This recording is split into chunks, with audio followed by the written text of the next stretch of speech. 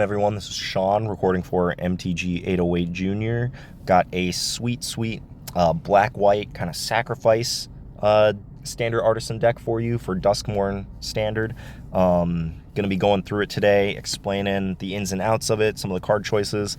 But before we get to that, I want to shout out all of our patrons over at Patreon. We got Koji, James,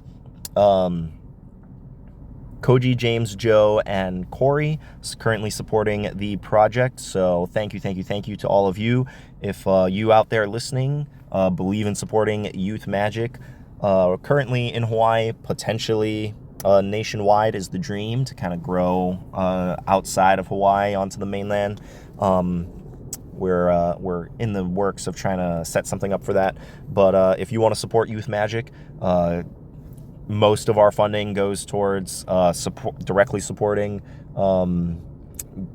school clubs out there, directly supporting the scholarship tournaments out there, and helping to light the fire in kids and get them to kind of pair up future life success with their love of Magic. So if that seems interesting to you, check out our Patreon. We have a bunch of different tiers that you can support us at. And once you become a patron, you'll have access to seeing how we're spending our money, and we definitely value your feedback on how you would like to see us spend our money and direct resources in terms of growth and whatnot. So check out the Patreon if you want to support us and you don't have the money to do so. Jam that like button, hit the subscribe button, give a comment. That helps us get into the algorithms and everything for the YouTube channel. That is definitely one way to support us as well. All right, getting back into the deck. A lot of similar cards here. I just recorded the mono white deck tech, and as you can see, I think I mentioned that Split Skin Doll, Nurturing Pixie, and Novice Inspector, very core to that deck, also very core to this deck. They all go very well together, so I'm pretty sure that every white deck that's in the metagame right now plays those 3 cards as 4 copies, so very strong core. So it's kind of, this deck is an attrition-y plan. It doesn't have as much cheap removal, but it does have much more synergetic removal. So like we'll get to that in a minute. But kind of the core of this deck here is Ruthless Lawbringer. So 1 white-black for a 3/2 Vampire Assassin. When it enters, you may sacrifice another creature. When you do, destroy target non-land permanent. So 3 mana, 3/2 body comes in. Yes, you have to sack a creature, but you play a bunch of small derpy creatures you don't mind sacrificing, and you get to destroy their best permanent on the field. And so the deck is kind of centered around playing this guy and then getting him back and reusing him, or her, I don't know, reusing them as much as you possibly can. The way that you're primarily doing that, Lively Dirge. So this is a spree card. Spree is a mechanic where you have to pay the cost at the top, which is 1 and a black, and then you can pay any mixture of this additional spree costs to add on that effect. So it's 1 and a black base. You can pay 1 additional mana to search your deck for a card, put it into your graveyard, and then shuffle. Or you can pay 2 additional mana to return up to 2 target creature cards with total mana value 4 or less from your graveyard to the battlefield. Or you can pay 5 mana to get both effects. So essentially, you get to bring back 4 casting costs worth of creatures to the battlefield, which means that you can pick up Ruthless Lawbringer and Nurturing Pixie, and then they come into play at the same time. Lawbringer can sack the Pixie, Pixie can pick the Lawbringer back up, and then you just get a really powerful loop. Other combinations, Lawbringer can get back Novice Inspector, sack the Novice Inspector, you're left behind with a clue token. You can just get back Split Skin Doll and Unscrupulous Agent, or multiple copies of either of those, or you can just get back Baron Bertram Greywater.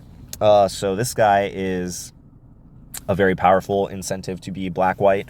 2 white-black for a 3/4 Vampire Noble. Whenever one or more tokens you control enter, create a 1/1 black Vampire Rogue token with lifelink. This ability triggers only once each turn, and then you sacrifice another creature or artifact to draw a card. So notably, this guy triggers off of any token being made, not just a creature token. So the tokens from Carrot Cake are creature tokens. It will trigger making you a lifelinking vampire, but also Novice Inspector. Novice Inspector making the clue will trigger Baron. So those are the only tokens in the deck, but just having the ability to get that extra little bit out of those cards, and then having the ability to also just sack a creature or artifact to draw a card, churn through your deck, very, very powerful incentive there. So Lively Dirge, you can obviously you can return creatures that just naturally ended up in your graveyard, or you can go and search for them. So like if you have a Pixie in your graveyard, you can go and search for Ruthless Lawbringer and then bring them both back. If you already have a Pixie and a Lawbringer in your graveyard, you can go and search for Forsaken Miner, which just has value sitting in your graveyard. So 1 black for a 2/2 Skeleton Rogue. It can't block, but whenever you commit a crime, which means targeting your opponent or anything they control, including on the stack, you may pay 1 black. If you do, return Forsaken Miner from your graveyard to the battlefield. So, you know, if you already have the creatures that you want to get back with Lively Dirge, you can just go search for Forsaken Miner, keep it in your bin, and then every time you target their stuff or them, then you get to bring it back. So he's not the best creature on his own since he can't block. You know, you don't want to play too many of these guys, but just having the 1 copy to kind of tutor for with the Lively Dirge is a great little interaction to have in the deck. Other value cards here, we got Back for Seconds. So 2 and a black for a sorcery. It has Bargain. Bargain means that when you cast it, you can also sacrifice an artifact, enchantment, or token. So token creatures you can sacrifice, but normal creatures you cannot sacrifice to Bargain. So artifact, creature, or token. I know it's a weird little triangle of like what you can sacrifice to Bargain. But you may sacrifice an artifact, creature, or token when you cast it. And then it says return up to 2 target creature cards from your graveyard to your hand. If the spell is Bargain, you may put one of those cards with mono value 4 or less onto the battlefield instead of putting it into your hand. So this deck gets a lot of value out of its graveyard. One of the reasons why Lantern of the Lost is in, or what is that called? Soul Guide Lantern is in so many of my deck sideboards, because this is one of those decks that just kind of utilizes its graveyard as a resource. So you can just for 3 mana, if you pay the bargain cost, you can like get back Baron and Novice Inspector, pay the bargain cost, Baron goes directly into play, Novice Inspector just costs 1, boom, all of a sudden you have a board presence again. So that's some value there. Other value that is in the deck, Thoughtstalker Warlock. So it's 2 and a black for a 2/2 Lizard Warlock. It has Menace. When it enters, choose target opponent. If they lost life this turn, they reveal their hand. You may choose a non-land card from it, then they discard that card. Otherwise, they discard a card. This isn't the most aggressive deck, but you are playing just a ton of derpy creatures that you don't mind like throwing away. So if you do need to like make a chump attack, get that damage in to play Thoughtstalker Warlock, get a key card out of their hand. That's a common play pattern. Nurturing Pixie has flying, so you might just be pecking at them with that. I think that you're going to be playing this with the with it turned on more often than not. But even if you don't, just having them discard any card is just fine, especially since you're going to be reusing Thoughtstalker Warlock, bringing it back from the graveyard, or picking it back up into your hand with Nurturing Pixie, with so many different effects. So Thoughtstalker Warlock, another all-star 3-drop to kind of just attack Deck's hands. Speaking of attacking hands, you've got Unscrupulous Agent, 1 and a black for a 1/1 Elf Detective. When it enters the battlefield, target opponent exiles a card from their hand. So, notably, both of these cards target an opponent, which triggers a crime, which will get back the Forsaken Miner. But both of those cards target your opponent's hand, attack them on that axis. You can get these back to just keep pressuring them on that axis.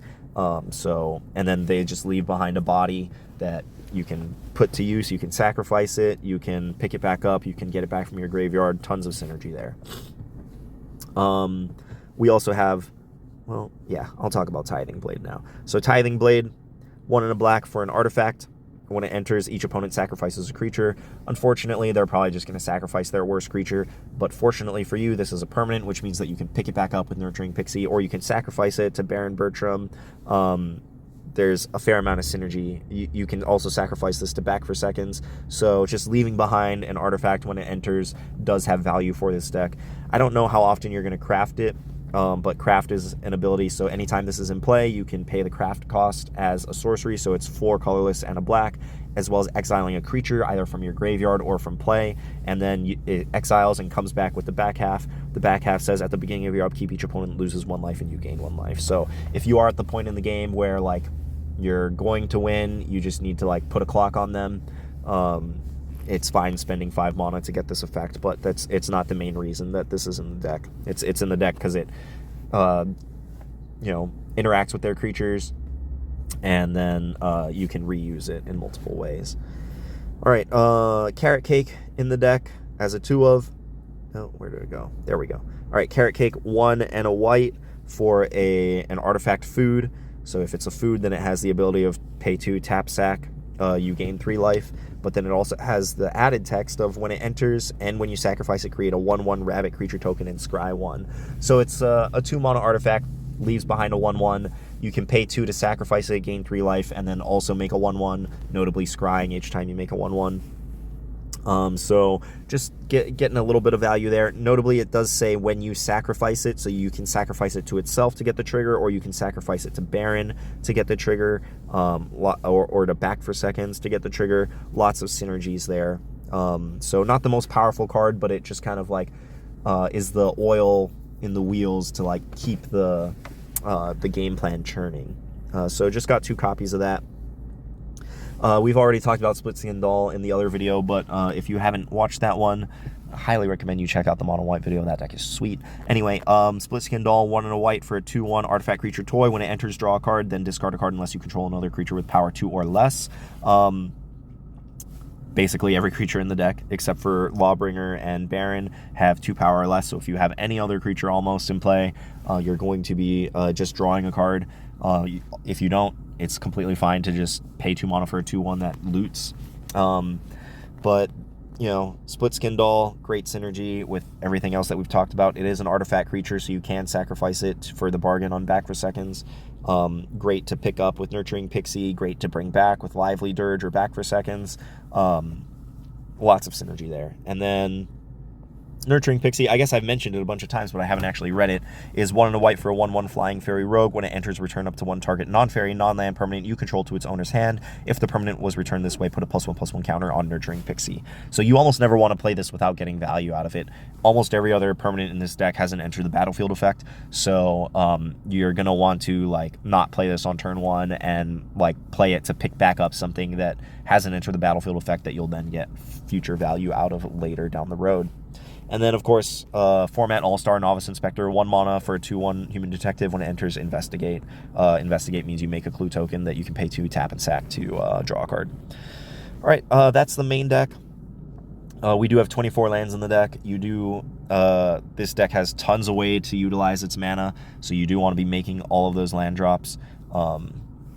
24 might not even be enough. I could very well see cutting something to get a 25th land in there. Like you have tons of places to put your mana with this deck, so you do want to just be making every land drop that you possibly can. But anyway, moving on to the sideboard. Public Enemy number 1, mono red. Got 4 disfigures here in the sideboard, 4 mono red. Yeah, it's it's you got to have sideboard cards for it. Could potentially see this being in the main if you want to prioritize just having clean removal instead of like the main deck slots are all more synergy based. So if you want to prioritize just having removal, you could cut like the Tithing Blades or something to get something like Disfigure, or go for the Throat or Shoot the Sheriff in the main deck if you wanted to. But currently I have Disfigure in the sideboard, bringing it against red, bringing it against the aggro decks. This deck's removal is kind of more expensive and clunky, so being able to just slim down against the decks that you need to Very appealing option. Got 2 Hopeless Nightmares here in the sideboard. 1 black for an enchantment. When it enters, each opponent discards a card and loses 2 life. And then when it's put into a graveyard from the battlefield, you scry 2, and you can pay 2 and a black to sacrifice it to trigger that scry 2. The scry 2 will trigger if you sacrifice it to something else, like Back for Seconds. I think that's the only card that we have that you can't. Baron is only artifacts. You can't sacrifice enchantments, yeah. So just picking this up with Nurturing Pixie is super sweet. If you do want to attack your opponent on the hand axis a little more, you can side that in. Other card that attacks the opponent on the hand axis is Bandit's Talent. So 1 and a black for a it's a talent, which is an enchantment that comes in at level 1, and then you can pay mana to progress it to levels 2 and 3. So at level 1, it says when it enters, each opponent discards 2 cards unless they discard a non-land card. Usually you're just going to get a non-land card out of their hand, but sometimes you will like catch 2 lands. And then for 1 black, you get to level 2. Each opponent, at the beginning of each opponent's upkeep, if that player has 1 or fewer cards in hand, they lose 2 life. And then for 3 and a black, you can progress it from level 2 to level 3. So you have to go to level 2 first, and then it can come up to level 3. And it says at the beginning of your draw step, draw an additional card for each opponent who has 1 or fewer cards in their hand. So this, if you want to bring in the hand disruption package, I could see the 2 Hopeless Nightmares just being 4 full, 4 Bandit Talents for the full set. If attacking their hand is super important, bring this in. You can pick it up with Nurturing Pixie, or you can just, get it up to the higher levels to punish them for emptying their hands in a long game. So got 2 Bandit's Talents. Shrouded Shepherd is here in the sideboard. This is kind of a unique one-sided board wipe that is also tacked onto a creature. So it's 1 and a white for a 2/2. When it enters, target creature you control gets +2/+2 until end of turn. But you can play it for its adventure cost from your hand, and then you get the spell, which is Cleave Shadows, 1 and a black. Sorcery, creatures your opponent control get -1/-1 until end of turn.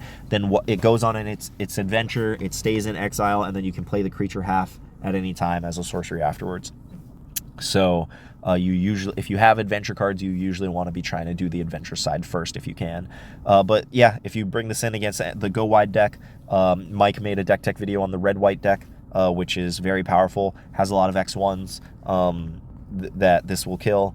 So it comes in against that deck or any other deck that has a lot of 1 toughness creatures. And then last but not least, or I guess not last, second to last, we got Soul Guide Lantern. Lots of graveyard synergies. There is 1 dedicated graveyard deck that I keep teasing that we're going to get to. I think Mike is going to make that deck tech video. You want to be able to interact with your opponent's graveyard. 1 colorless artifact when it enters, exile target card from a graveyard, tap and sack it, exile target each opponent's graveyard, and then 1 tap, sack, draw a card. And then lastly, I've got a 3rd copy of Back for Seconds here. If you're playing the long grindy game, Back for Seconds is very good. That is the deck. I hope that you guys give it a spin, try it out. I think this format is shaping up to be super sweet. Can't wait to actually start seeing how the metagame evolves once we start seeing the tournaments and how the gameplays goes. But this is a very powerful option if this sacrifice kind of long grindy game deck appeals to you. This is a sweet, sweet option. Let me know what you think. Jam that like button, jam that subscribe button, check out the Patreon, and I will catch you next time. Thank you for stopping by. Peace and chicken grease.